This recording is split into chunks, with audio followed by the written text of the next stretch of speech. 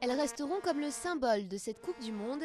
Les vuvuzelas ont assuré tout au long de la compétition un fond sonore sympathique pour les uns, très agaçant pour les autres. Difficile, il est vrai, de suivre un match à la télévision avec ce vacarme assourdissant. Mais ici, au Cap, un petit groupe de musiciens entend prouver aux anti-vuvuzelas que ces trompettes en plastique peuvent produire autre chose que du vacarme. Quand les gens regardent la télévision, tout ce qu'ils entendent, c'est ce bruit. Les gens se mettent à penser « Ouh là là, c'est donc ça la musique africaine ?»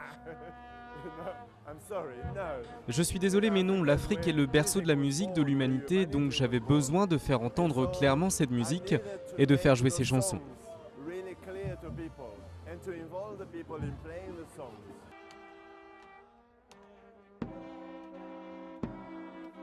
C'est comme ça qu'est né l'orchestre de Vuvuzela.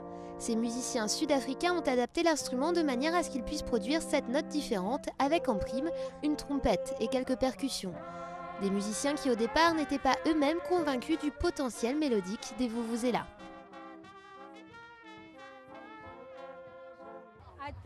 Je pensais que cet instrument agace les gens, et d'abord je ne voulais pas en jouer. Ensuite j'ai réalisé que c'était l'occasion de faire quelque chose de totalement différent. Je fais partie de l'histoire de l'Afrique en jouant de la musique avec une vuvuzela. Si je veux jouer de cet instrument, c'est pour montrer quelque chose de totalement différent aux gens qui ne veulent pas l'entendre, leur offrir de la véritable musique. Et quand l'orchestre de Vuvuzela interprète des adaptations des plus célèbres chansons sud-africaines, la participation du public est la bienvenue.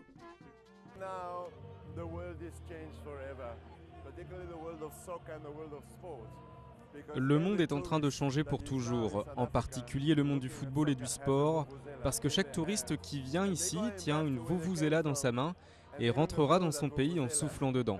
Ça lui rappellera plein d'émotions.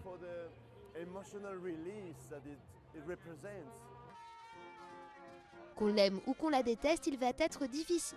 Qu'on l'aime ou qu'on la déteste, il va être difficile désormais d'éviter la vuvuzela dans les grands événements sportifs. La fédération néo-zélandaise de rugby a ainsi pris les devants en annonçant d'ores et déjà qu'elle serait interdite dans les stades pour la Coupe du Monde de rugby l'année prochaine.